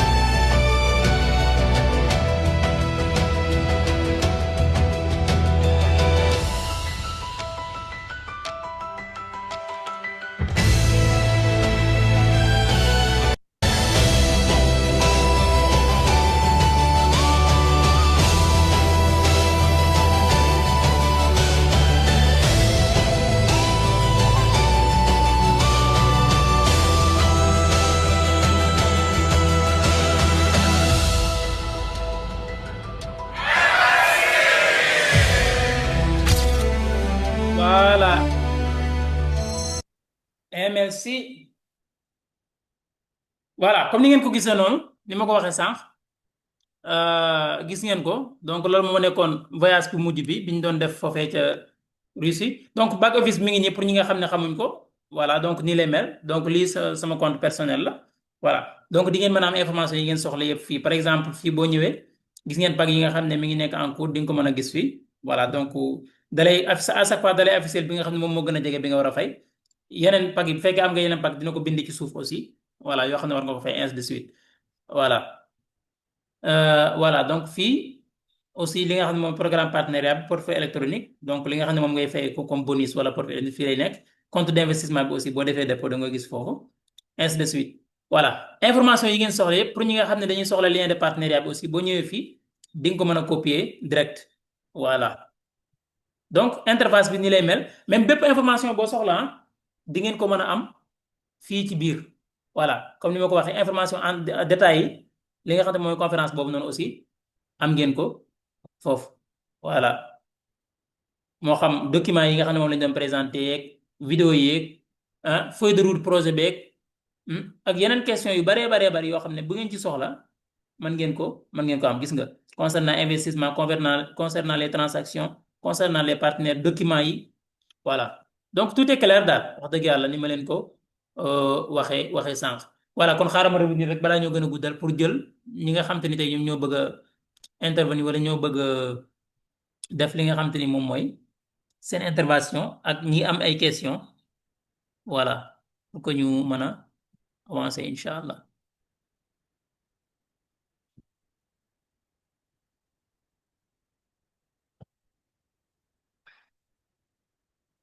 Voilà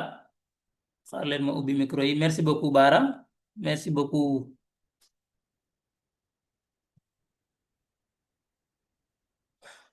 waaw gis naa Moustapha yëkkati loxoom. may leen ma ubbi micro yi ko ngeen mën a poser seen ay questions.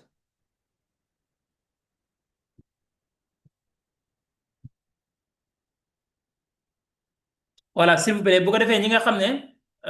amuñu parole donc ñu bañ a ubbi seen micro voilà xaaral sax donc léegi may def loolu Moustapha xaaral ma ubbil la sa micro xam naa mooy gën a gaaw sinon gars yi moom si sa mairie quoi dañ lay tànqal.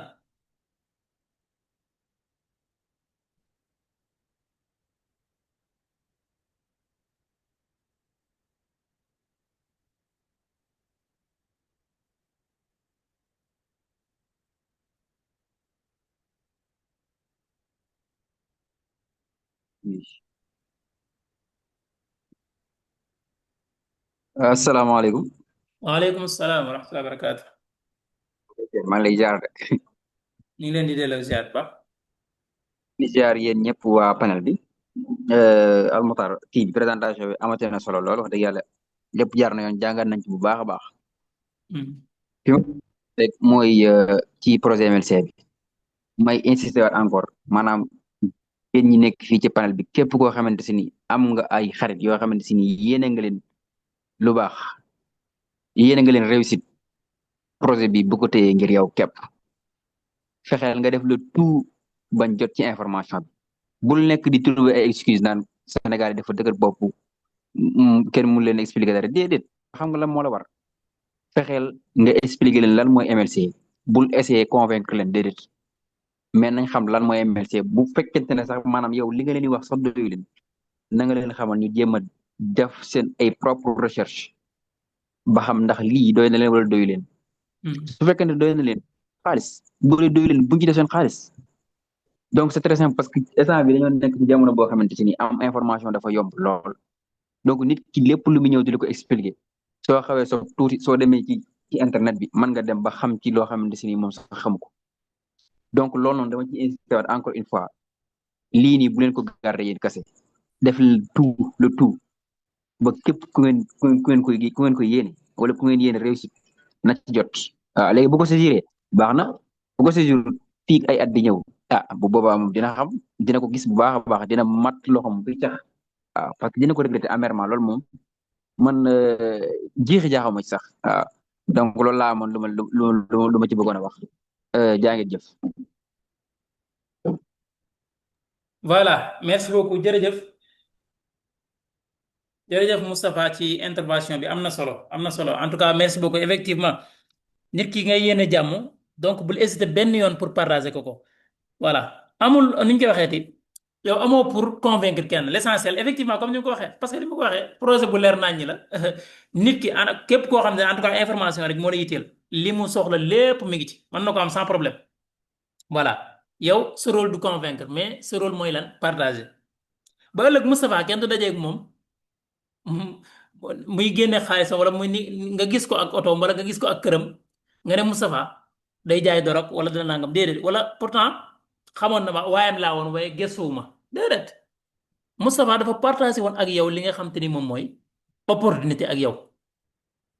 waaw donc ci loolu la leen di woo effectivement ni Al Mokhtar def ba ñenn ñi xam ko ni Sëñ Fallou def ba ñenn ñi xam ko ni Moustapha def ba yow nga xam ko wala yow ki la invité tey par exemple pour nga découvrir opportunité bi defal la même chose aussi pour partager ko parce que ni ma koy waxee saa su ne gis nga ñuy yàq lépp lu mu leen jaral yéen ñi bëgg a defar war na leen a jaral lu ko ëpp.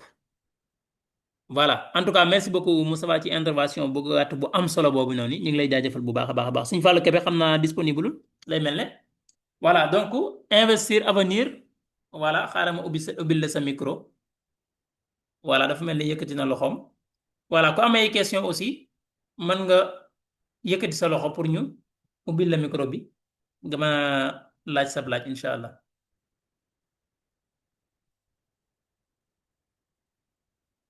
voilà investir avenir.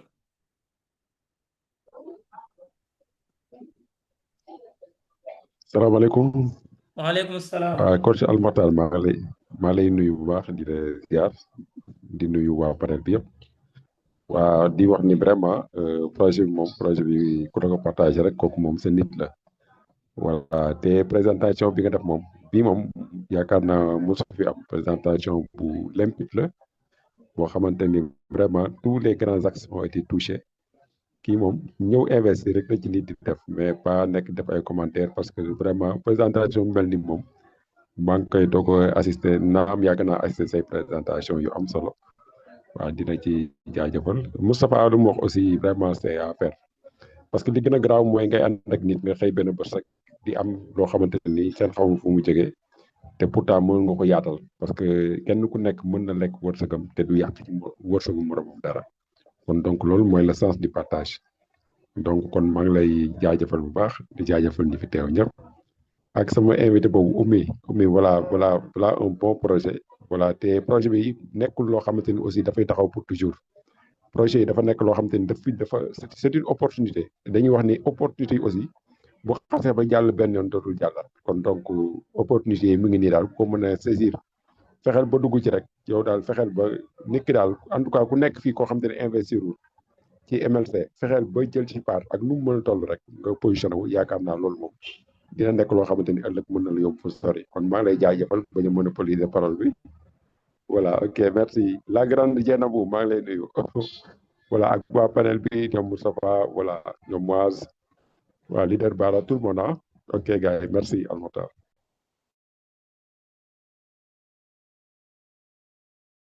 waaw merci beaucoup leader Abbas gis nga moom à chaque fois fi muy génn tey fii la ma génn quoi investir avenir macha allah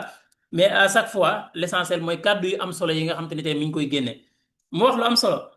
voilà mooy que projet bi loo ci am bul ko xeeb Facebook bi ngeen xam ni tey bi mu ciy toll da doon maye comme ni MLC def 200 parts gratuite pour ñuy ubbi compte voilà tey 200 demal xool 200 actions wala 200 parts li nga xam te ne moom mooy Facebook nu muy toll voilà. projet la boo xamante ne tey nit ki bu ko xasee découvrir parce que li ma ko waxee bépp ku bëgg lu leer bopp boo ko dee wër boo accès même boo bëggee plus même mën nga ko am voilà parce que présentation bi comme ni ñu ko waxee lu muy am solo wala nu ko leader Abbas bi génn léegi waxee lu mu am solo am na lu ñu bàyyi te li ñu bàyyi moo ëpp fuuf li ñu feeñaat pour confirmer loolu dafa wax lu am solo mu ne projet bi taxawul effectivement parce que projet bi dafa am deux phases bi ci njëkk mooy am na benn part mu ñu doon wax part technologie. par technologie yooyu noonu première phase boobu noonu mi ngi waroon dem ba étape 17 xaw ma damay wax heureusement xaw ma damay wax malheureusement mais étape 8 la mujj jeexee cela veut dire que la même chose mën na xew ak par production yi ni nga xam te ne tey moom lañ nekk tey muy man muy keneen bari na ñu rëccu ci par technologie yooyu noonu yi nga xam ne tey maanaam amuñ ci le maximum ba gisatuñ ko tey nga xam ne mënatuñ see sax teg loxo waaw parce que par production yi mën nañu xëy rek ñu ne étape sangam lay yem. voilà su ko defee yow mi nga xam ne yaa ngi doon wax naan da ngay waaj pour investir wala da ngay xaar da ngay nangam malheureusement da ngay réccu rek comme ni ko ñu bari defee ci première phase boobu noonu donc merci beaucoup suñu grand base ci kàddu yu gàtt yi am solo yooyu noonu ñu ngi lay jaajëfal bu baax a baax voilà day mel ne Sëñ Fallou maa ngi koy gis ni voilà Sëñ Fallou mën nga accepter kii bi nga ubbi sa micro bismillah.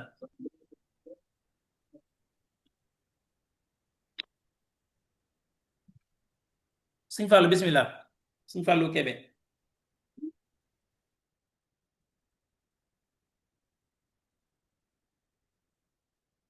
Sëñ Fallou mën nga ubbi sa micro.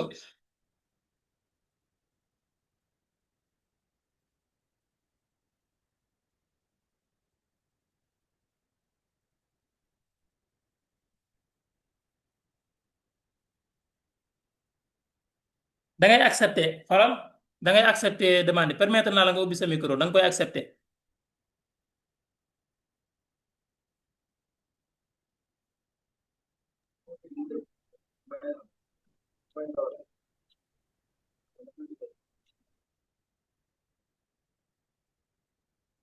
Sëñ Fallou Kebe dégguñ la bu baax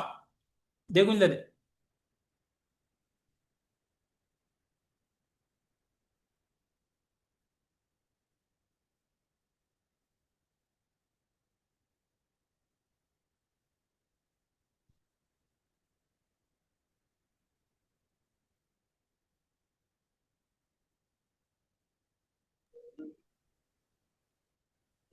waaw sëñ Fallou aywa.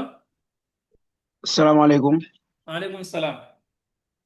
waaw noo ngi leen di siyaare bu baax a baax di am mbégte ak contentement ci émission bi di nuyu mboolem ñi nga xamante ne si voilà donc participer nañ ci présentation bu tey bi voilà di wax ne présentation bu tey bi moom vraiment c'est extraordinaire comme ni nga ko daan baaxoo di defee rek mais tey moom def ci raw vraiment voilà. donc man moom xam naa fi may àddu rek mooy ñi nga xam ne teew nañ ci présentation bu tey bi ma leen di wax ne opportunité moom du répété wu tey saa yoo amee information rek da ngay gaaw nga saisir ko ndax comme ñi ñuy woowee les hommes riches wala ñi ñuy woowee voilà donc borom alal yi mooy ñi nga xam ne dañu fonk information comme ni ko grand Abbas di waxee rek information moom mooy xaalis quoi voilà te it maanaam investissement bu ñu koy wax doo bàyyi ba entreprise bi dem côté en bourse ngay doog a investir mais ci ay start-up ngay investir investissement boobu noonu nag moom moo la mën a jural lu nekk à l'avenir comme ni nga ko waxee Almokhtar ci début bi yaakaar naa que ni MLC damay faral di wax que ni pour l'instant ni mën nañ ne bëri ko ci mbartaan la ci kàttanu yàlla buux mu dem ñàkk buux mu dem parce que ci li mu indi solution di vraiment adduna bi dafa yàgg xaar ndax diabète dafa nekk loo xamante ne si mën nañu wax ne la diabète touche des millions voilà vraiment kon donc avec maanaam GGM falaay bi nga xamante ne si mooy capteur bi MLC pare ni pour voilà donc développer ko dana nekk loo xamante ne si mën na wax ne voilà ce sera l'avenir de la santé tey dana nekk loo xamante ne si ki ci participer voilà participer na ci projet boo xam ne pour sauver voilà donc ay milliers doomu aadama waaye aussi tamit mën na apporter nga am liberté financière totale tey it maanaam di wax que yéen ñi teew ci pôlu tey bi yaakaar naa gis ngeen Almokhtar comme ni nga xamante ne si moom la présenté projet bi kon tey yaakaar naa ku jóge fii da nga xam bu baax a baax lan mooy MLC tey da nga xam ne nekk na projet boo xam ne avenir la waaye projet boo xam ne mën na la apporter beaucoup de choses waaye projet la boo xam ne am nañ yaakaar ne mën na révolutionner adduna bi fii ak quelque temps projet la boo xam ne mën na àgg fu raw fi Coca-Cola àgg mën na àgg fu raw fii Amazon àgg mën na àgg fu raw fi Apple àgg waaye aussi mën na àgg fi yeneen entreprise ndax entreprise yi ñu dégg tey yëpp fii lañ jaar ci levée de fonds ci ay start-up lañ jaar tey yaakaar naa que ni nit bu am vision am benn gis-gis bi su gisee loo xamante ne si avenir la yaakaar na war na mën a def le tout mais nag ñun fii ici au Sénégal wala Afrique ñu bari dañuy foowee opportunité te souvent damay faral di wax benn information mais l'information qu'on néglige peut-être changer notre vie su la yàlla dimbalee nga am chance su jot ci information boo xamante bari na say morom yi jotul da nga koy jéem a saisir da nga koy jéem a saisir kon donc encore une fois yéen ñi nga xamante ne si yéen a assisté webinaire bu tey bi ku ci jógee bul xaar bala nga tëdd tey tijjil sa compte MLC aussi tamit nga fexe ba def sa confirmation email nga passer à l'action kon yaakaar naa Almokhtar donc li ñuy wax rek mooy la présentation c'est bien passé vraiment ñoo ngi tubb bu baax a baax ci kàddu yi tey nag dama xawoon a feebar quoi loolu moo ñu xaw a causé mais en tout cas daal maa ngi encouragé waat gars yi bu baax a baax aussi di leen wax ñu jàllale information bi li tax nga war ko jàllale mooy ngir bu ëllëgee bu yàlla defee tawfeex ba projet bi réussir di ko saisir eggale gi nga eggale ci moom information bi dana la ci sant waaye tey dana la ci gërëm waaye ki nga xam ne tamit jotoon na information bi ci saisir code su boobaa yow wàccoo nga ak moom parce que boo jàllewut information bi tey bu ëllëgee ba projet bi réussir dana bari ñoo xam daan la pourquoi joxoo ma information bi kon yooyu bokk na ci li tax ñu war a jàllale information bi kon encore une fois maa ngi wax gars yi ñoo ngi leen di jox rendez-vous au sommet di leen wax bari ko ci mbartan la buux mu dem ñàkk buux mu dem jaa ngeen jëf sama gars yi. waaw macha allah en tout cas ak baat bi yëpp ni ngeen koy déggee ak coono bi wala feebar bi gis ngeen énergie bi muy dégager voilà macha allah mu nekk ndaw lu am fulla ak fayda am jom lool am yitte yitte ji kawe nag laay wax voilà macha allah ñu ngi koy jaajëfal baax a baax sëñ Fallou effectivement yàlla xam na ko l'information qu'on néglige. Hmm? waaw almutar Mhm. daanelu ma sax waaye yàlla xam na ne Mhm. depuis ce matin j'étais gravement malade wallahi lazim waay waay ça nous massa causait pour mieux développer massa coono massa wallahi lazim massa. parce que jusqu'à maintenant maanaam maa ngi Mhm. tiwaawoon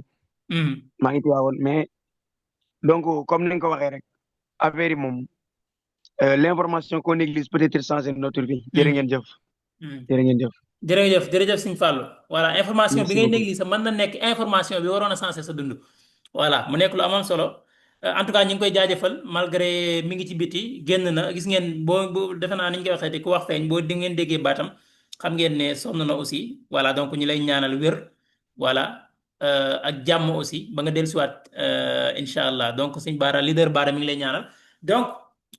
macha allah donc ñu ngi jaajëfal ñi fi nekkoon ñëpp jayna bu defe naa gis naa benn question ci chat bi xaaral ma wane ko rapidement balaa ñëw tëj donc ñi ngi jaajëfal ñëpp ñi nga xam ñoom ñoo fi teewoon voilà donc kii wax comment alimenter son compte ñi ngi jaajëfal aussi Abdoulaye gis naa benn commentaire voilà donc nee na bëggoon na am présentation yu bari yu mel nii effectivement donc parce que présentation yi fi daan jaar yu ci bari dañ ko doon def en français aussi te du ñëpp comprendre français bi gis naa impact même bi nga xam te ni tey présentation tey bi am na ko parce que ki ngay waxal day baax aussi mu dégg li ngay wax voilà loolu daf ci nekk lu am solo moo taxoon aussi ma demandé ko defe naa incha allah bëgg leen ci loolu moom xam leen ne noonu lay demee léegi présentation yi ci ëpp maanaam 3 yëpp day nekk en wolof benn rek la ñuy def en français voilà incha allah donc mën nañ ko def sax même ça dépend ci ñi nga xam ne ñoom ñoo fi nekk ñu def ko même en 100% wolof pour que rek information mën a jàll parce que loolu moom mooy yitte ji aussi voilà kon Abdallah Balde ñu ngi koy jaajëfal bu baax a baax moom it ci commentaire am bi Baye Serigne Lo jërëjëf Bamba aussi jërëjëf voilà Bamba moom day làqat rek donc waroon nañ ko dégg aussi mais dama gis waa Ismaïla Silla voilà xaaral ma woon la naka ngay alimenter sa compte xamal ne am nga possibilité yu bari pour def ko ni ngay alimenter sa compte voilà mën nga ko alimenter par USDT donc da ngay ñëw fii passe d'accueil bi gis nga alimenter le compte mi ngi nii bu dee ci téléphone bi moom it di nga ko gis di nga ko teel a gis boo xoolee da ngay cliquer alimenter le compte boo ci cliquer voilà passe bi recherché nga ñëw nga wàcc fii voilà fii nii ngay def sa montant bi nga bëgg a def par exemple mën nga def $100 wala $50 par exemple bu ma defee $50 mu andil ma moyen de paiement gis nga boo defee montant bi automatiquement rek moyen de paiement yi day ñëw gis nga su ma defee $100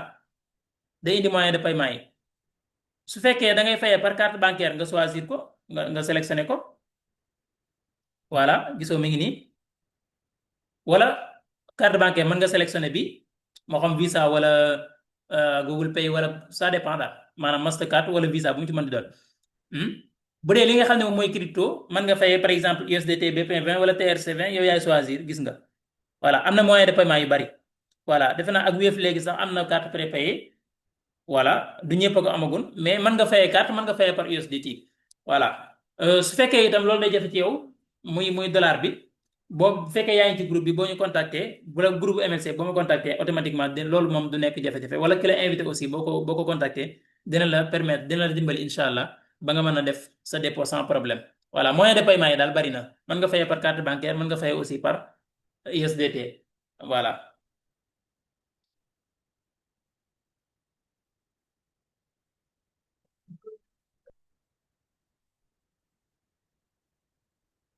Voilà.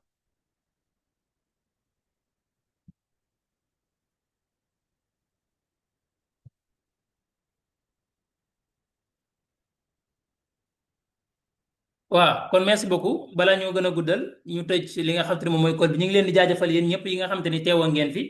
Moussa Ba merci beaucoup aussi ay yow tamit donc suñu grand leader Abbas ñu ngi koy jaajëfal Dieynabou elle était là donc la grande dame jigéen bu mën góor ñu ngi koy jaajëfal aussi di jaajëfal ñëpp ñu fi teewoon leader Bara suñu Moaz suñu Mohamed suñu Modou Seck yéen ñi participé ak yéen ñi participé wut yëpp suñu Mame Cheikh Diop voilà ñu ngi leen di seen yéen ñëpp suñu Abdoulaye voilà donc suñu Saliou Kébé Pape Cissé Omar Seck Sarr donc yéen ñëpp ñu ngi leen di jaajëfal Ibrahima Khalil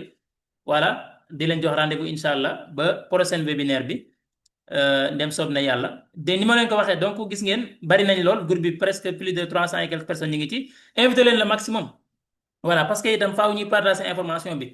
voilà su fekkee à chaque fois Sëñ Fallu effectivement Sëñ Fallu dina ñëw wala Ibrahima dina ñëw ngir gën a comprendre li nga xam te ne moom mooy projet bi mais li ëpp solo mooy fexe ba koo xam ne xamu ko woon aussi mu xam ko ni ma ko waxee nit ki dina ko permettre tey mu xam dëgg-dëgg-dëgg li nga nekk lan la